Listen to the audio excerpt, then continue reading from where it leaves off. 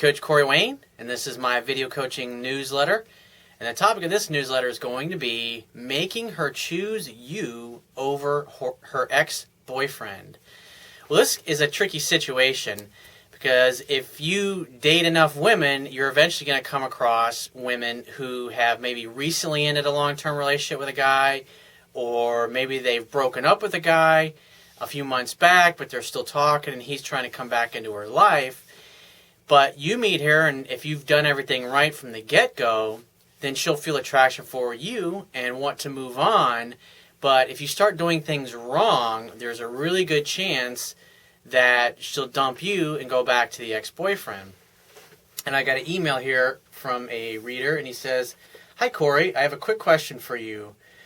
I am a professor that I had a personal coaching session with you back in May, and you responded back to me with a video in a new YouTube newsletter called She's Confused. The woman I was seeing who was confused went back to her ex. I did not pass some of her tests. I chased a bit too much in the beginning, and my feelings for her were too clear. Hence, she returned to her ex." The thing you got to understand about the situation is that she just simply has more time, and therefore has had a lot more time to develop an emotional connection to the ex-boyfriend, because they probably got tons of great memories together. And what happens is after a breakup occurs, is we human beings, we always tend to look to the past through rose-colored glasses, and we remember all the good things, but we tend to forget about the bad things.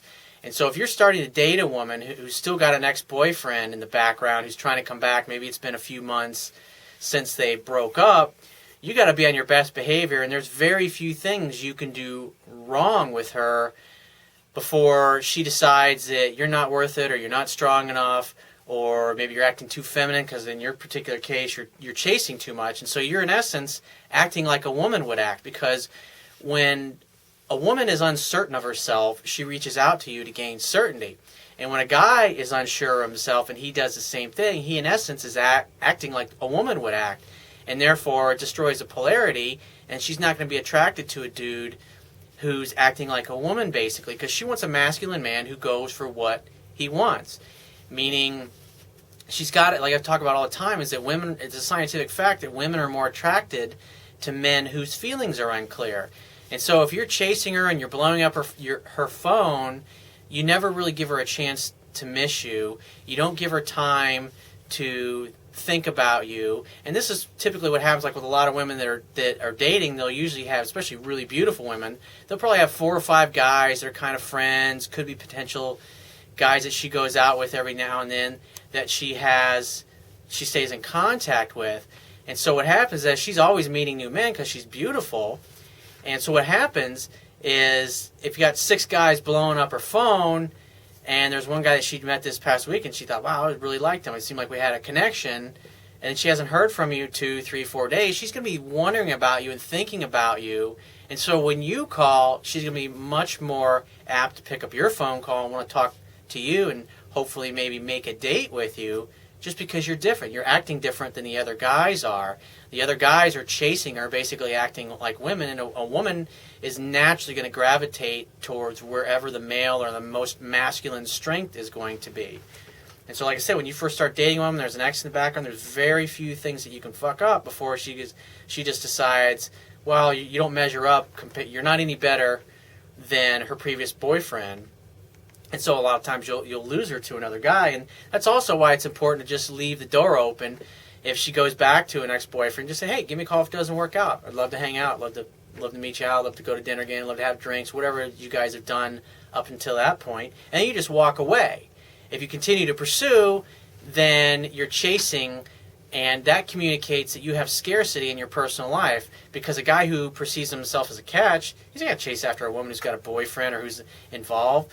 Because my attitude, and the attitude of other guys who are successful with women, is that we perceive ourselves as a catch, and we just simply don't have time to waste chasing women who are unavailable, who are undecided, or who got an ex in the background. Because my life is a drama-free zone, and so I don't fuck with women that are in situations like that, because there's just way too many fucking women that are out there that are single, that are available, that you can have a great connection with. So he says, I found this out when a friend of mine ran into them. I wasn't surprised because she had stopped texting me for a while now. And that's another thing. I've dated women over the years that things start out great for the first 2 or 3 weeks, and then all of a sudden they just go totally cold. And 6 months later, you run into them or you hear from them, and they say, "Oh, I got back together with my ex-boyfriend, and we had broken up 6 months before, and he started calling me," and so it's really tough to overcome those things, even if you do everything right in a lot of cases. If there's an ex that she still has strong feelings for, or maybe had wished things worked out differently, and since so much time has passed since her breakup, she's no longer thinking or remembering or focused on all the negative things or the emotional pain that she maybe experienced in a relationship with that other guy, because again, we as human beings, we tend to look at the past through rose-colored glasses. So that's why it's important to leave the door open so they can come back when it doesn't work out, because if it didn't work out the first time, it's just simply a matter of time before they break up. He said, "There's a fairly good chance that I will run into them. Any tips on how I should act or respond when this happens?" Totally indifferent. Be cool. "Hey, nice to meet you. How are you?" "Oh, great. Hey, I'll see you guys later." You talk to them for a couple of minutes and then just move along like it's no big deal. Because it's not. But if you get pissed off or you're irritated that she blew you off for him, like if she starts going, "Oh, I'm sorry, I got back to my boyfriend, and I hope I didn't hurt your feelings." Like, hey, I want you to be happy. And you guys obviously had something going before we only went out a couple of times. So, hey, give me a call if it doesn't work out. And you just walk away. I mean, fuck it. If she starts saying those things or she pulls you aside, then you just tell her that, even if the dude is there.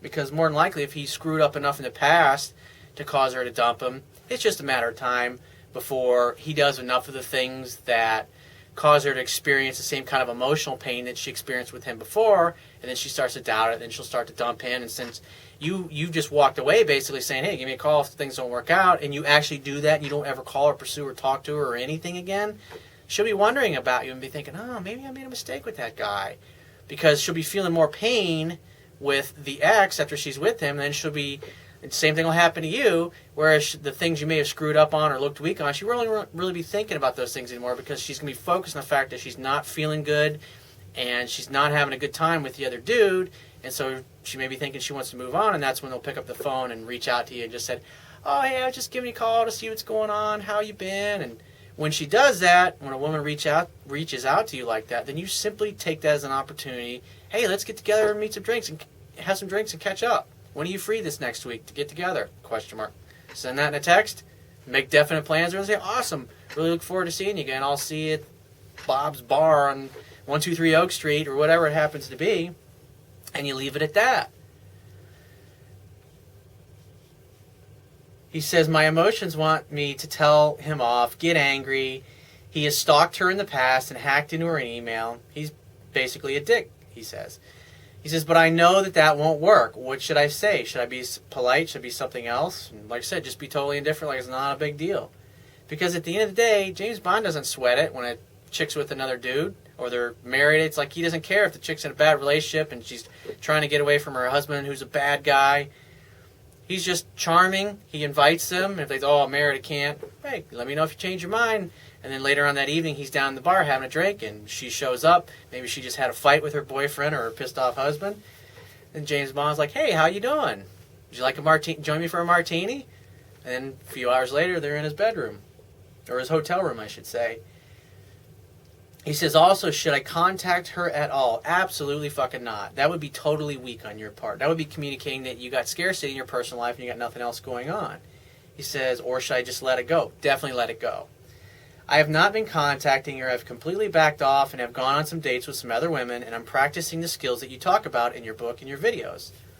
Awesome. That's all you got to do. Just keep doing what you're doing and just leave her, forget about her, and if you run into her, be kind, be polite, just be totally indifferent, like it's not a big deal. If she pulls you aside or she starts to apologize, "Oh, we really had a connection, we got back together," it's like, "Hey, that's cool, give me a call if it doesn't work out." You just walk away and go about your business, and that's all you have to do.